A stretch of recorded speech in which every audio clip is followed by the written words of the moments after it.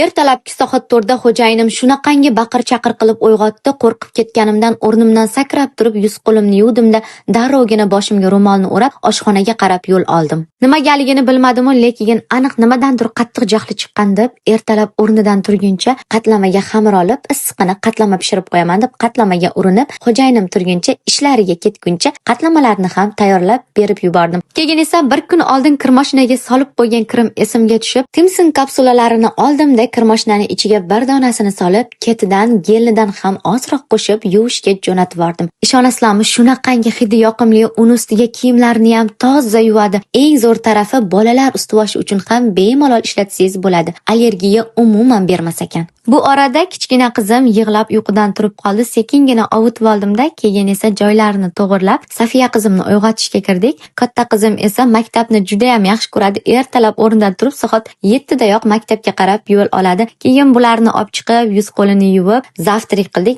ya'ni nonushta tayyorladim. Keyin esa issiqqina qatlamalar bilan mazza qilib nonushta ham qilib oldik. Bu orada qizlarim uchun sut ham qaynatib berdim. Keyin qizlarimga televizor yoqib berib, o'zim esa kuxnyamni chiroyli qilib tozalab oldim. Menga shunaqangi shu Timsonning ichtovoq yuvish gellari, hattoki shampunlari, xullas hamma mahsulotlari shunaqangi yoqdi. Shu gaz yuvadigan vositalarni juda ham ko'p turini ishlatganman. Hammasi tomog'ini achishtirib allergiya beradi, lekin Timson umuman allergiya bermas ekan. Shu taraflama menga juda ham yoqdi. Keyin esa yotoqxonamning oynasi rosa kir bo'lib ketgan ekan. Rossiyada juda ham ko'p yomg'ir yog'adi. Shuni hisobiga tez oyna artishga to'g'ri keladi. Bu orada pardani ham uzvordim, ochiya turib, o'zimcha bir narsalar qilib ochiya turdim-da, videoga chiroyli chiqsin deb. Keyin esa yuvilgan kirlarimni oldimda, hammasini ilishga tushdim. Shunaqangi hidi yoqimli, shunaqangi toza yuvibdi. Bir kun oldin mehmondorchilikka borib, oldilarini rosa qirqib tashlagandi. Qarasam soat 11 ga qarab ishlayapti ekan. Obed vaqti ham bo'lib qopti deb xo'jayinim yaxshi ko'rgan ovqatlari golubsi tayyorlashga tushdim. Xolodilnikdan muzlatib qo'ygan bolgariskilarimni oldimda,